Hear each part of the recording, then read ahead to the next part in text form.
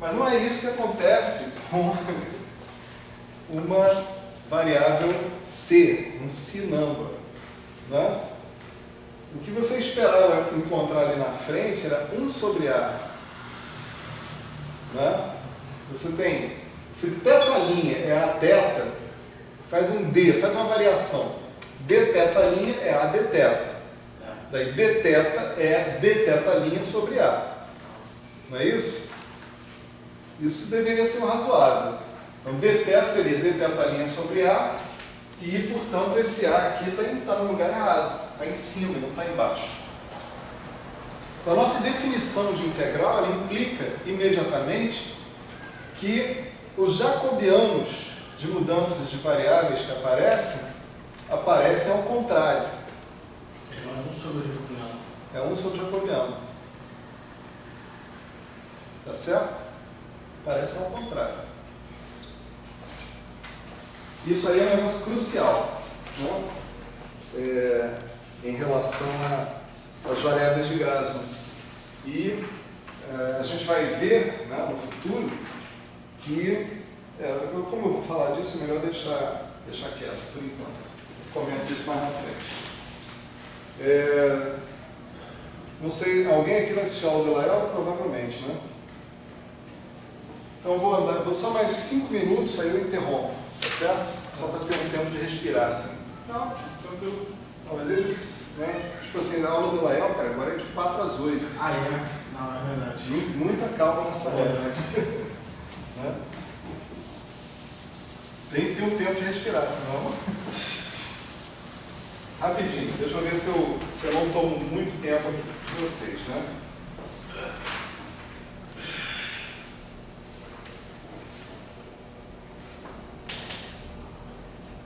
Outra coisa legal, né, quer dizer, o que você imagina é o seguinte: se você tiver um monte de variáveis de Grassmann, né, e você fizer essa transformação aqui, θ' aí é igual a AIJ θJ, né, então a integral do produtório em I.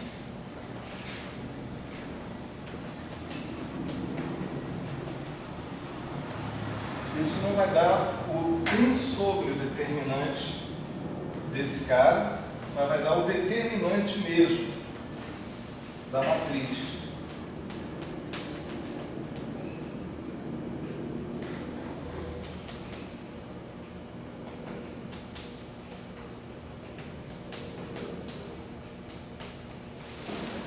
Né? Se o θi é igual a IJ θJ, então θJ é AIJ menos 1 θij, né? Linha.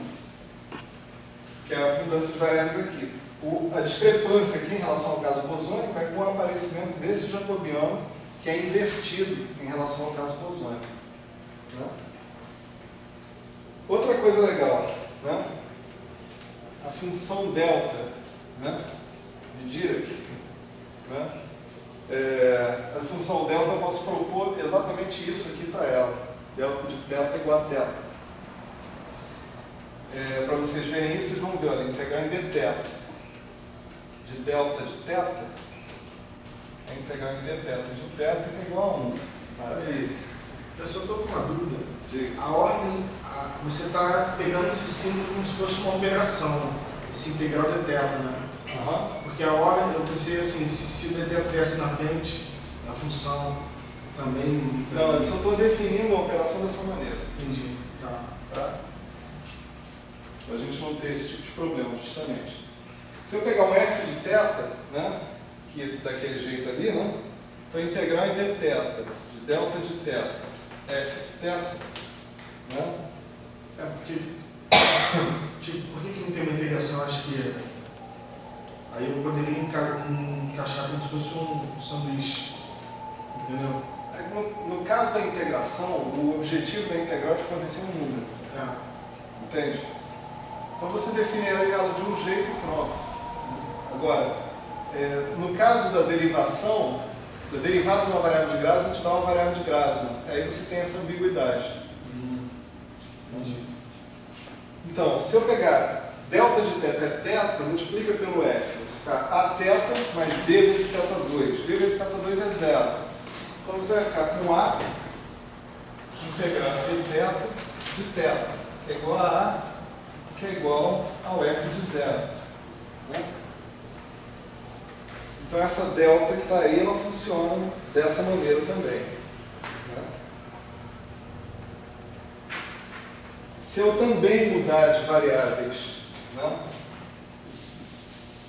dentro da delta, né, por exemplo, se eu tiver uma mudança de variáveis que me mude de g de θ igual a θ, por exemplo, né, o delta de g de θ vai ser igual a θ, que é igual a delta de θ, não é isso?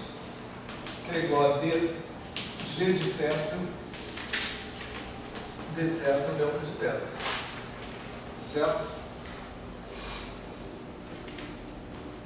Então, essa é uma outra regra, né, que a gente herda, né, formalmente, lá do caso das funções normais, né? E essa daqui eu vou deixar para vocês mostrarem. Suponha que esse zeta seja outra variável de Grasman, tá certo? E eu faça isso aqui, ó. E aí zeta θ, né? Isso daqui dá I vezes a delta de θ. Aí você usa para isso a representação da função exponencial, né? O exponencial é 1 mais, né? Deixa eu só colocar isso aqui, né? Ah, você está integrando sobre um senônimo.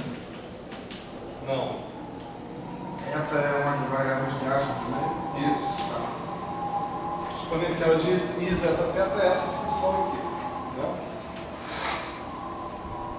Então você tem uma representação integral de Grasman para a função delta também, dentro da história. Certo? Tá bom. Por agora tá legal, pelo menos dá um tempo aí para respirar, né? Posso perguntar algumas coisas? Pode. Primeira coisa, então quando a gente pega a variável de Grasman, a gente sempre tem que pensar nelas como completamente adimensionais. Né? Primeiro detalhe. Completamente adimensionais. Deixa eu pensar nisso. É por causa da identificação da integração com a derivação. Ah, tá. São argumentos. A derivação reduz de uma ordem.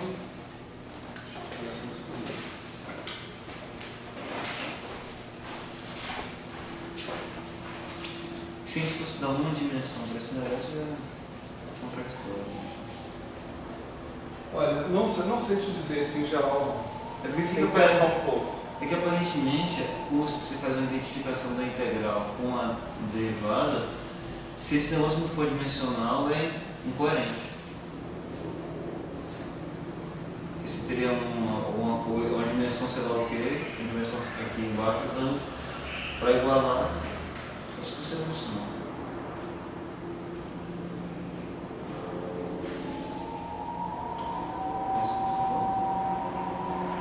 Peraí, olha só. Se você pegar a f de θ, derivar em relação a θ, você obtém o B. E se você integrar em relação a θ, você obtém o A. Não. Você obtém o B também, né? É que eu estou falando de análise dimensional, pessoal. É, porque eu não estou seguro de que você realmente tenha que ter esses tetas completamente adimensionais, não.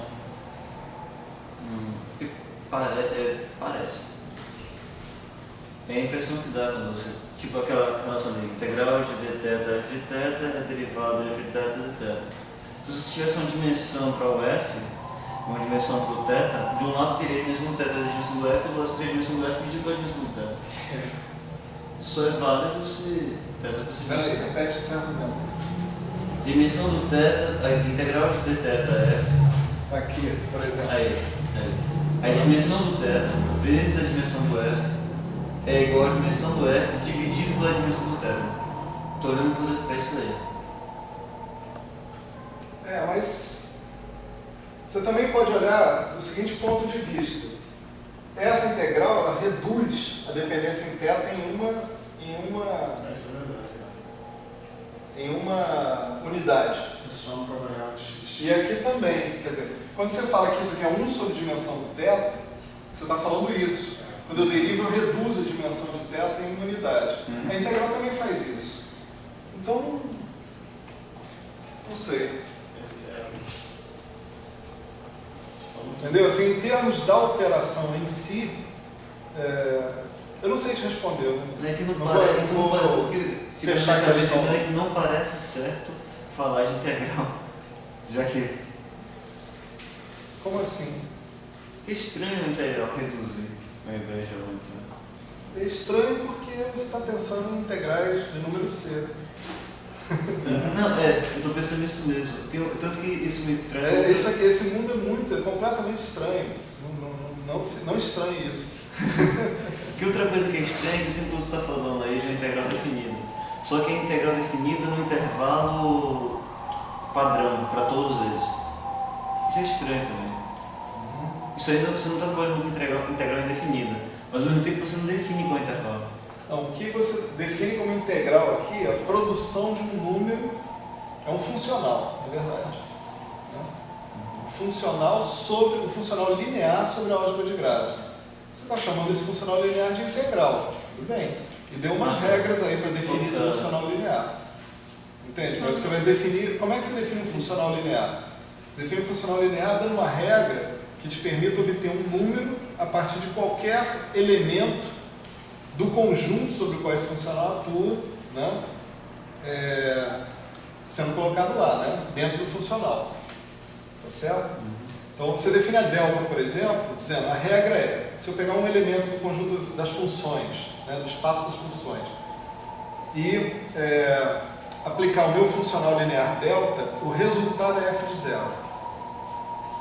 Tá certo? Você pode definir a delta assim, acabou, morreu o assunto. Né? E aí você prova tudo, prova que é um funcional linear, prova, né?